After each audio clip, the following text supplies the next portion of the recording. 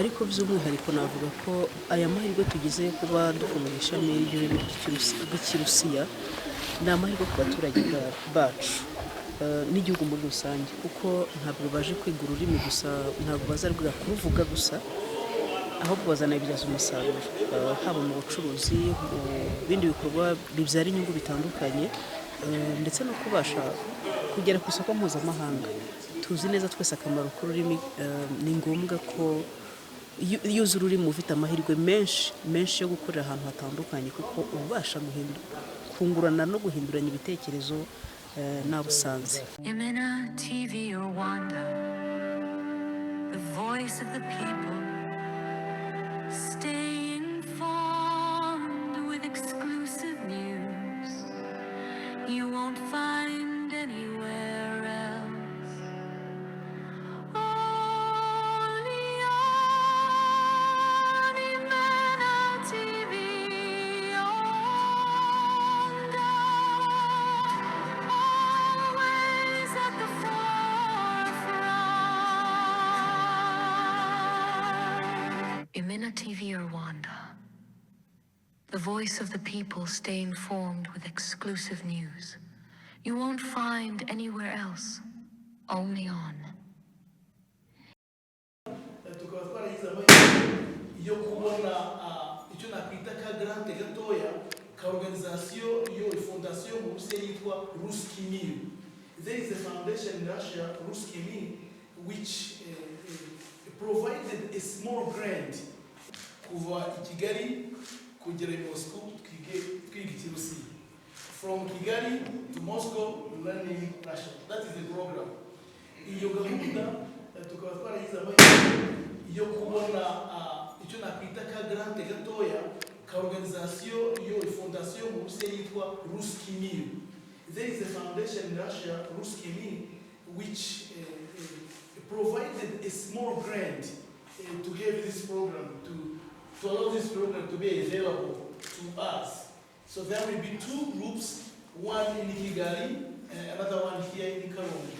Na magroup abiri, imwe itsinda riri i Kigali, irindi ni hano i Karongi. I Kigali bakorana n'uyu mugabo waje yitwa Armantes, niwe ukordona iyo groupe y'i Kigali, nanjye Bekimasi nkaba ndukordona iyi groupe hano i Karongi mu ishuri rya Rezo. Nk'uko mubona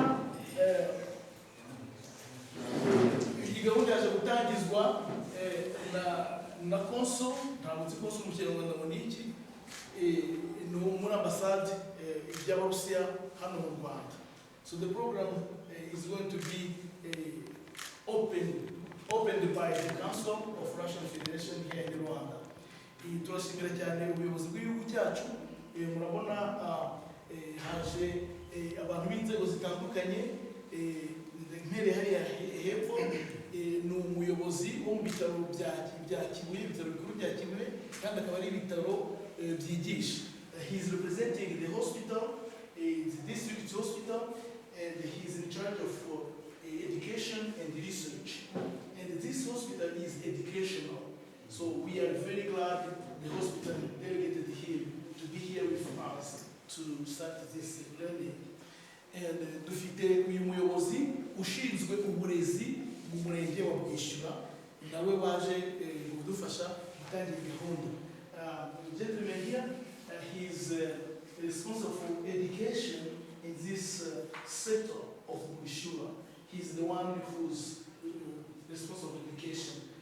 His sector education inspector. And now we do have also this institute, Rwanda Polytechnic College in Karongi, represented by this gentleman. Uyu nawe ni umuntu uhagarariye iriya RP, hano musanzwe muzi nka RPRC, ariko ni RP Karongi, ni RP College, the Rwanda Polytechnic College.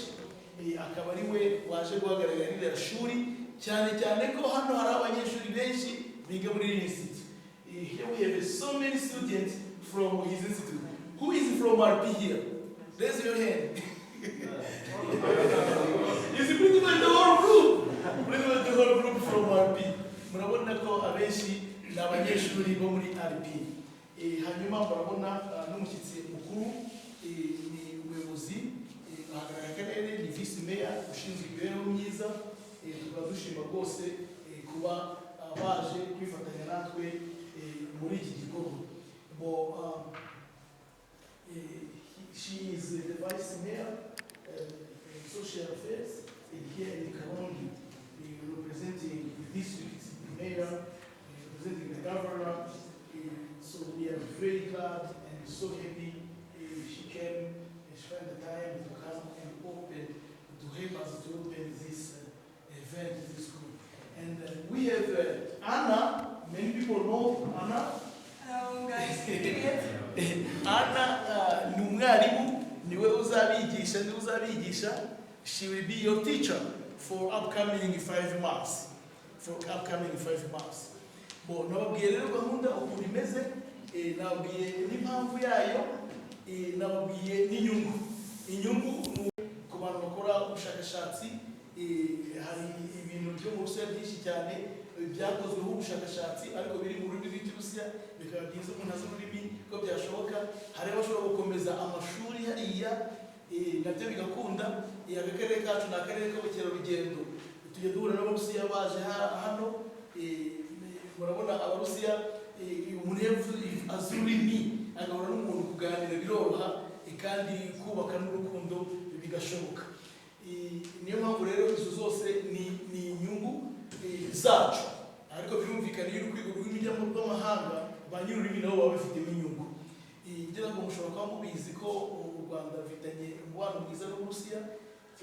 Hari kiriya kigo cya Atomic Energy bari kubaka, bazatangira kubaka mu minsi iri imbere.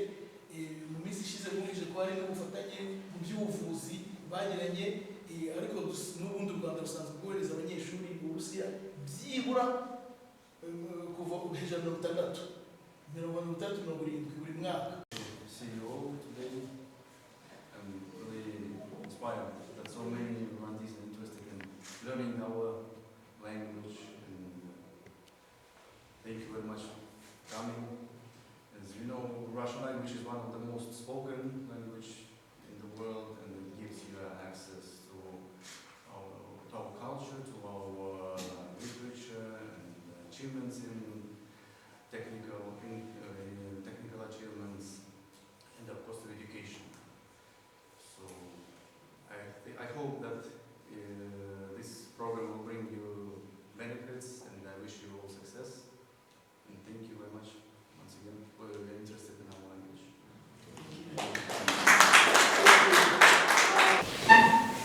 Umuyobozi wa Global dushimira cyane washinze iki kigo, ariko tunatumenyera icyo Abanyarwanda bakeneye.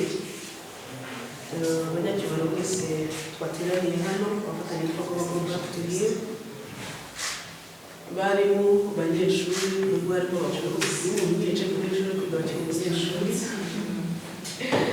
abayobozi mu nzego z'umutekano, abanyamakuru n'abandi turi kumwe. Mbanje kubagenza baramutse neza.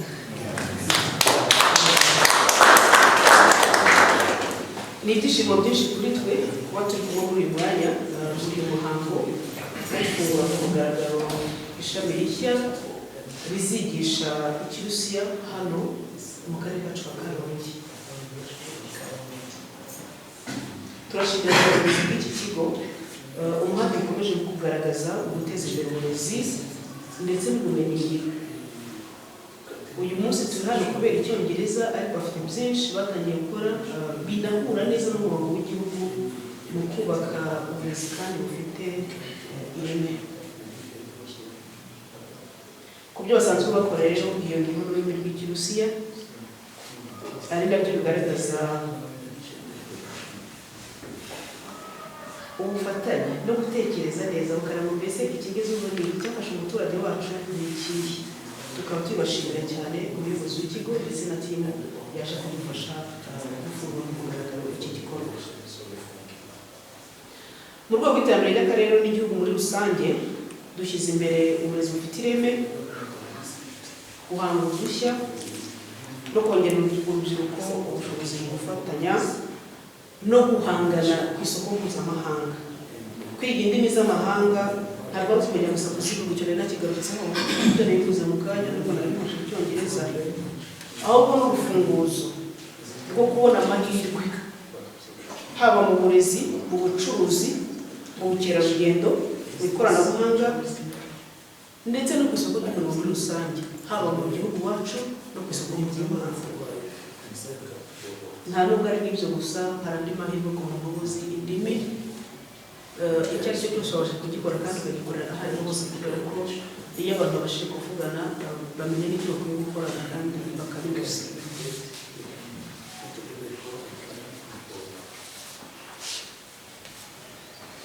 Ndashimira urubyiruko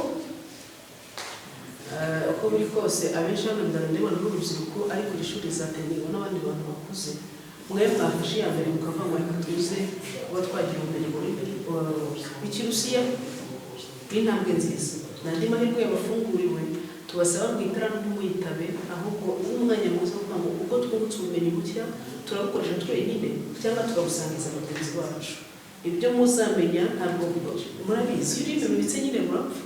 Ni ukuvuga ngo mubyize ntihagire abandi mubasha gukorana ngo mukore bimwe nta kintu na kimwe byabamarira. Birasaba ngo mubwige mukoreshe mufatanye na bagenzi banyu babashe kuhatendinga n'abatatendiza kugira ngo ejo nimunahura uretse ubundi kubuzi Ikirusiya ukizi wenyine byatumarira iki?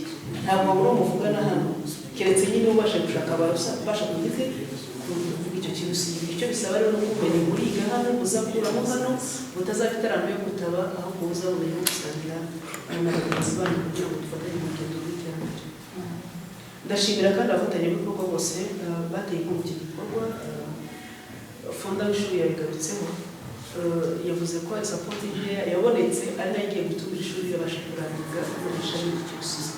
Icyo bivuze nta kindi, twe nk'Abanyarwanda twiteguye gukoresha amahirwe yose tubonye tukayakoresha neza kandi mu nyungu z'igihugu n'umuryango nyarwanda muri rusange.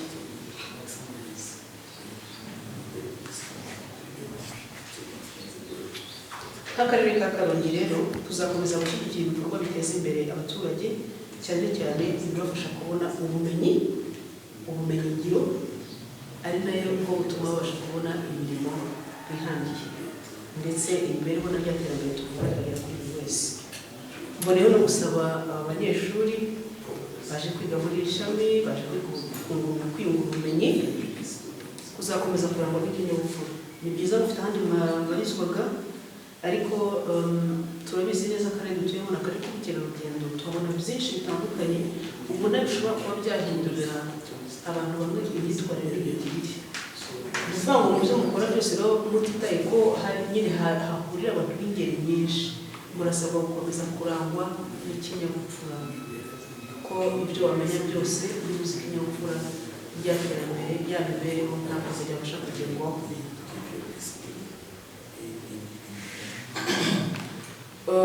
Ni muri uwo mugero bifurije intsinzi y'iterambere rirambye.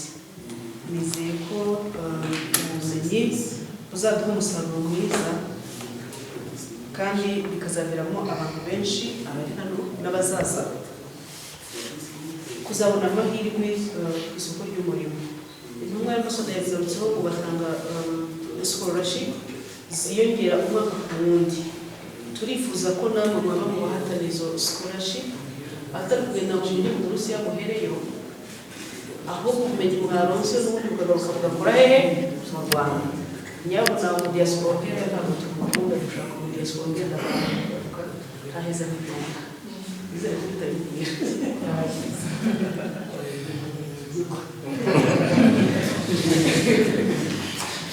Uwo mwikara batangaza ku mugaragaro ko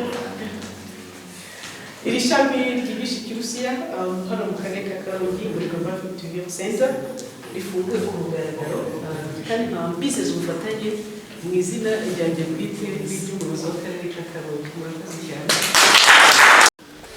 Ariko by'umwihariko navuga ko aya mahirwe tugize yo kuba dufunguye ishami ry'ururimi rw'Ikirusiya ni amahirwe ku baturage bacu n'igihugu muri rusange kuko ntabwo baje kwiga ururimi gusa, ntabwo bazarwiga kuruvuga gusa ahubwo bazanabibyaza umusaruro haba mu bucuruzi mu bindi bikorwa bibyara inyungu bitandukanye ndetse no kubasha kugera ku isoko mpuzamahanga tuzi neza twese akamaro k'ururimi.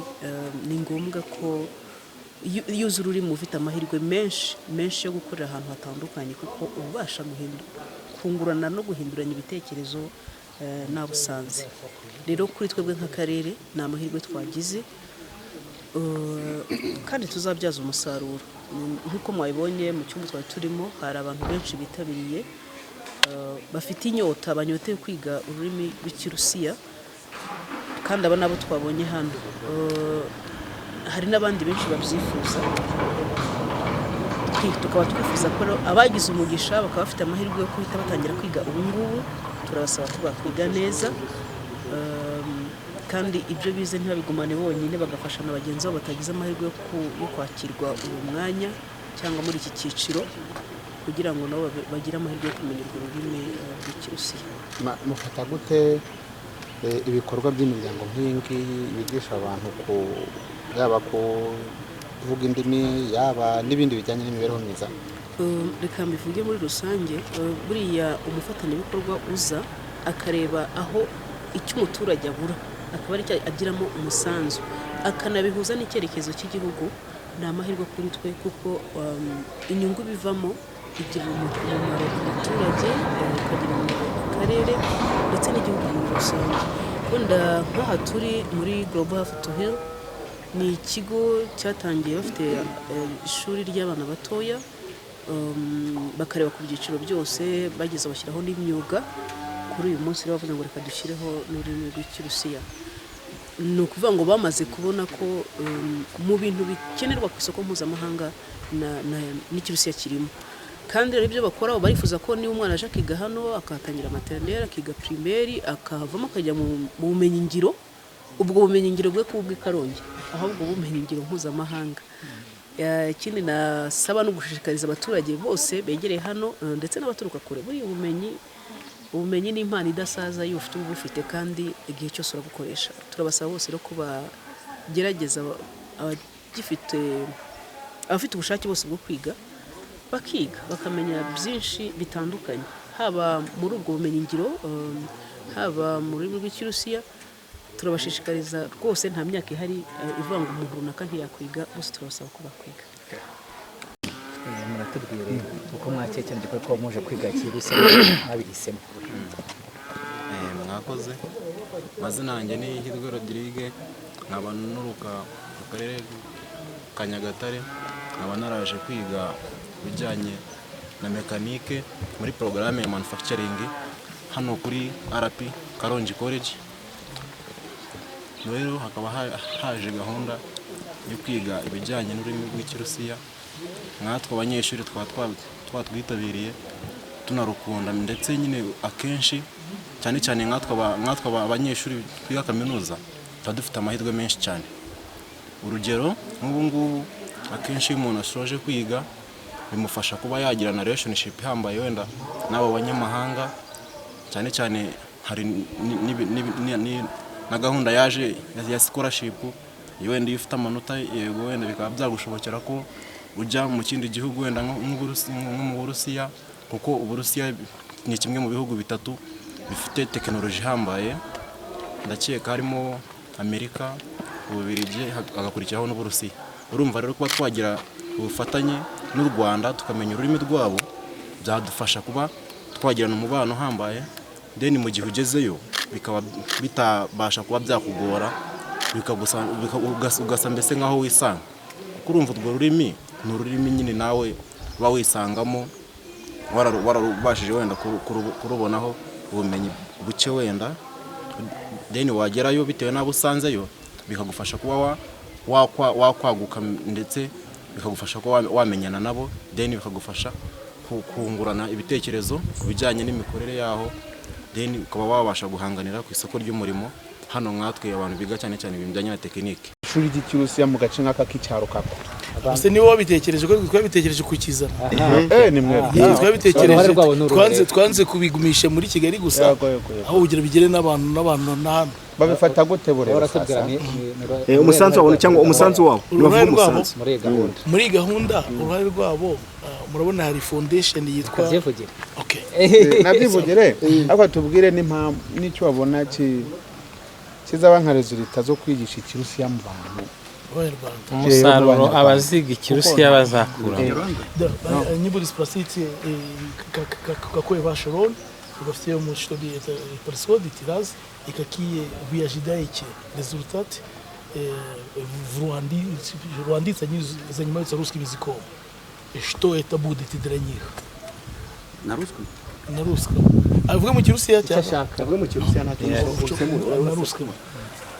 Ну, посольство поддерживает во всех начинаниях эти курсы. И была проделана огромная работа с особой благодарностью. Выражаем благодарность фонду «Русский мир» и Академии труда и социальных отношений России. И надеемся, что эти курсы, которые проходят в этом году, будут и в дальнейшем на постоянной основе проходить и в Коронге, и в Кигале, и интерес будет только расти. yaravuze ngo ambasade rwose ishyigikiye cyane iyi gahunda kandi irashimira cyane iyi fondasiyo yitwa Ruski Mir yabigizemo uruhare na akademiya ni ikigo kiri mu Burusiya i Moscow cyateguye abarimu bakaba bizeye rwose ko ari muri Kigali ari ni Karongi n'ahandi hose ubumenyi bw'ikirusiya abantu bazabugeraho uburyo bwo kukiga. Impamyabumenyi bazatanga bazabiga. Спрашиваю, когда закончат, если что-то там дадут, сертификат, диплом? Да, по окончанию курсов все, кто посещал, исправно посещал курсы, будут выданы сертификаты государственного образца от имени Академии труда и социальных отношений России. И мы организуем церемонию, и представители посольства будут присутствовать на закрытии курсов. Abazarangiza aya masomo bazabona certificat zizatangwa na institut ya akademi yo mu Burusiya. Birumvikana ambasaderi na ambasade izagiramo uruhare kugira ngo batange nyine izo mpamyabumenyi amasomo arangiye. Ko tatubwiye amazina ye. Ubwo zari kakibaza bute? Alexander Sizov. Alexander Sizov. Akaba twagiye kuri wa noneho. Ni consul. Консул чем ответственен за? Консул отвечает за поддержку граждан в стране пребывания, но также я еще отвечаю здесь за вопросы, также еще атташе посольства, как моя дипломатическая должность. Отвечаю за вопросы и образования, продвижения российского образования в Руанде, вопросы гуманитарного сотрудничества. И консул ibyo ashinzwe harimo ibyerekeye abarusi bo mu gihugu, ibyerekeye n'imyigire hagati y'u Rwanda n'Uburusiya, kandi akaba ari na attaché muri ambasade yabo. Pastor, tukugiye noneho wowe ku giti cyawe muratubwira ni impamvu ki mwatekereje igikorwa nk'iki ngiki kugira ngo namwe kirasiye? Murumva ngiye nize mu Burusiya, nagize amahirwe yo kumenya ikirusiya, ariko nkatekereza ko nkuko nabonye mu Burusiya abantu benshi mu Burusiya batazi u Rwanda cyane, nano mu Rwanda abantu benshi ntabwo bazi Uburusiya cyane. Bishatse kuvuga ngo n'amahirwe ashobora kuboneka mu kumenya ururimi rw'ikirusiya ntabwo abantu benshi baruzi.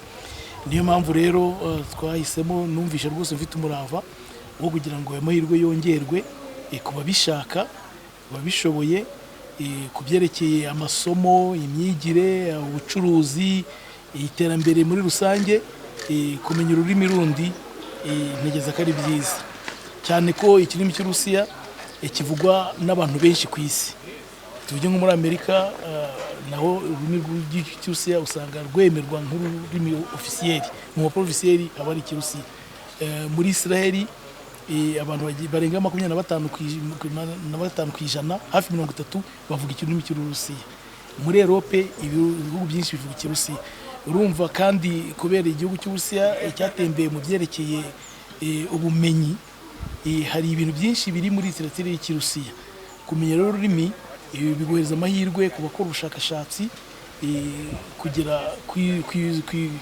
kw'ayo makuru yanditse mu Kirusiya.